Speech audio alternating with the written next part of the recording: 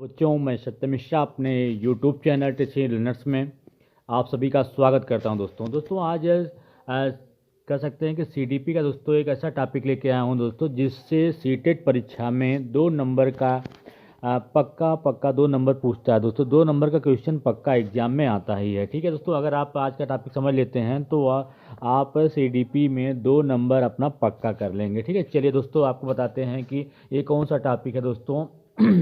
अभिसारी और अपसारी चिंतन। दोस्तों, अभिसारी और अपसारी चिंतन से रिलेटेड आपके 2 क्वेश्चंस CDP में पूछे जाते हैं दोस्तों। इसी के बारे में मैं इसमें बताऊंगा कि अगर आज का वीडियो दोस्तों आपको अच्छा लगेगा तभी लाइक शेयर सब्सक्राइब करिएगा दोस्तों।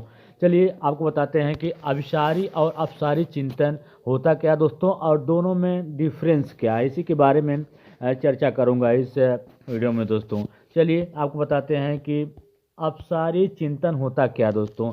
अपसारी चिंतन को अंग्रेजी में क्या बोलते हैं दोस्तों, कन्वर्जेंट थिंकिंग बोला जाता है। क्या बोलते हैं? कन्वर्जेंट थिंकिंग बोलते हैं। ठीक है, अपसारी चिंतन पर तथ्यों पर आधारित होता है दोस्तों। जो अभिसारी चिंतन होता है किस पे आधारित होता है? तथ्यों पर आधारित होता है। ठीक है, अब इसके बारे में आपको बताएं दोस्तों कि अभिसारी चिंतन में जब कोई बच्चा को कोई कह सकते हैं कि जब किसी बच्चे को किसी समस्या को हल करने के लिए दिया जाता है और वो बच्चा उस समस्या को जो पहले से बने हुए नियम है दोस्तों, उसी नियम के और तथ्यों के आधार पर उस समस्या का हल निकाले, तो वही क्या कहलाता है? अभिसारी चिंतन कहलाता है दोस्तों। इसमें कुछ नया सोचने की जरूरत नहीं होती है। पहले से जो नियम या तथ्य निर्धारित है दोस्तों उस समस्या के लिए, उसी समस्या के हल निकालने के लिए बच्चा उसी नियम और तथ्य का इस्तेमाल करता है। तो दोस्तों इस प्रकार के थिंकिंग को क्या कहते हैं? कन्वर्जेंट थिंकिंग कहा जाता है दोस्तों, अभिसारी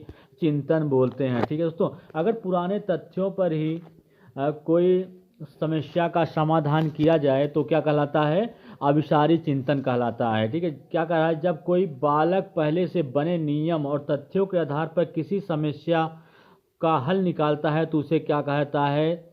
तो या उसके द्वारा किया गया चिंतन ही क्या कहलाता है? अभिसारी चिंतन कहलाता है। ठीक है दोस्तों, चलिए अपसारी चिंतन देखते हैं कि डाइवर्जेंट थिंकिंग क्या होती है दोस्तों। अपसारी चिंतन क्या होता है? ठीक है, अपसारी चिंतन को सृजनात्मक चिंतन भी कहते हैं दोस्तों। कभी कभी पूछ लेता है कि अभिसारी या अपसारी चिंतन दोनों में से किसे सृजनात्मक चिंतन के नाम से भी जाना जाता है। तो दोस्तों आपको पता होना चाहिए कि अपसारी चिंतन जो होता है उसे सृजनात्मक चिंतन भी कहा जाता है। ठीक है, अपसारी चिंतन तथा सृजनात्मक चिंतन खोज, आविष्कार तथा मौलिकता को जन्म देते दोस्तों।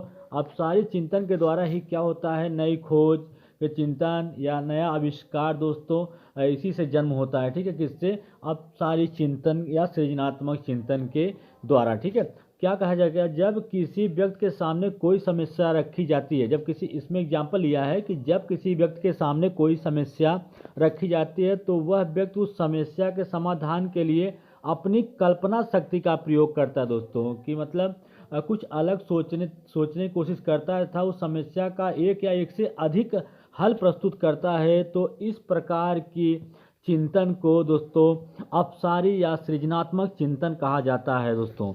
आपको समझ में आ गया होगा कि अपसारी चिंतन क्या होता है और अभिसारी चिंतन क्या होता है।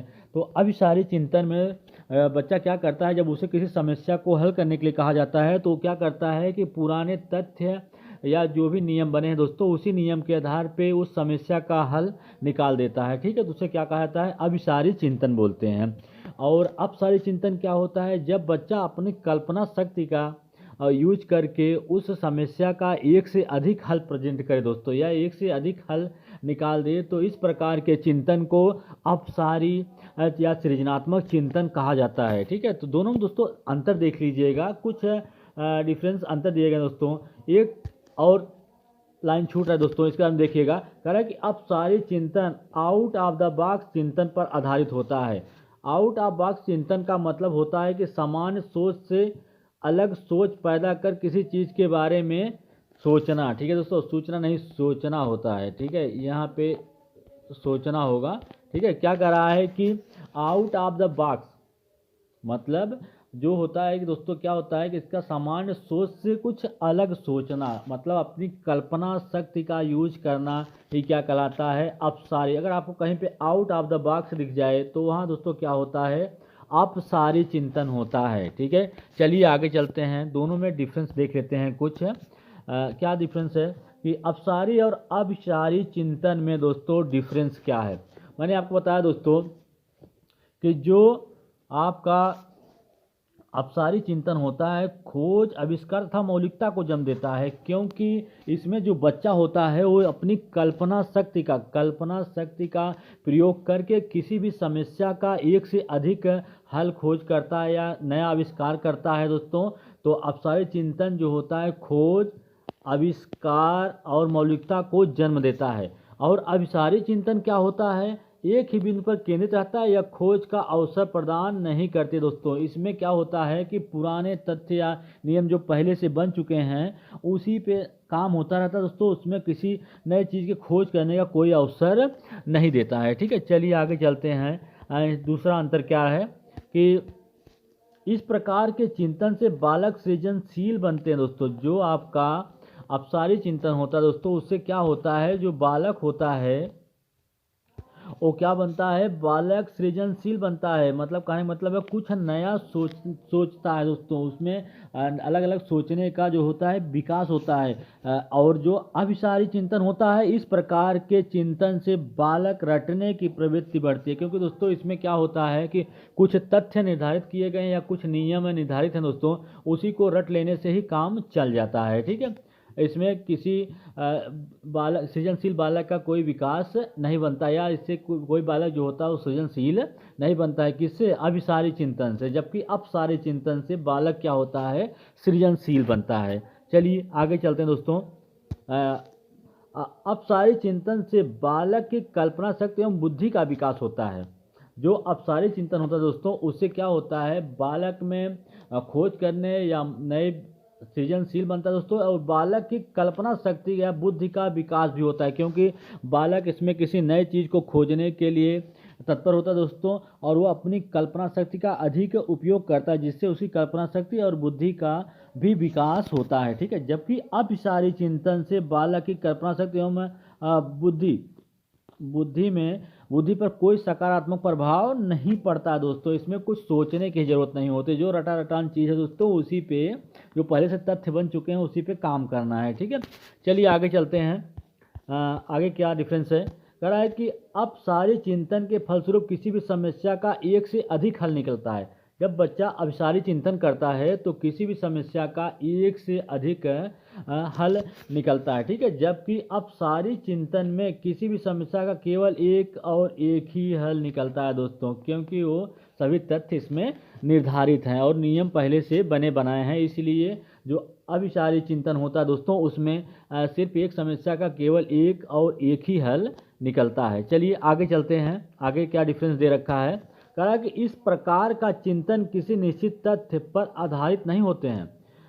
और दोस्तों कह रहा है कि जो अपसारी चिंतन होता है उसमें किसी निश्चित तथ्य पर आधारित नहीं होता है दोस्तों। इसमें कोई निश्चित तथ्य नहीं होता है। इसमें बच्चा होता है जो होता है वो अपनी कल्पना शक्ति का यूज करके या अपनी बुद्धि का या विवेक का यूज करके दोस्तों किसी तथ्य पर पहुंचता है। और अभिसारी चिंतन में एक ही निश्चित तथ्य पर आधारित होता है। और अभिसारी चिंतन जो होता है दोस्तों, इसमें तथ्य या नियम पहले से निर्धारित हैं। ठीक है, चलिए आगे चलते हैं।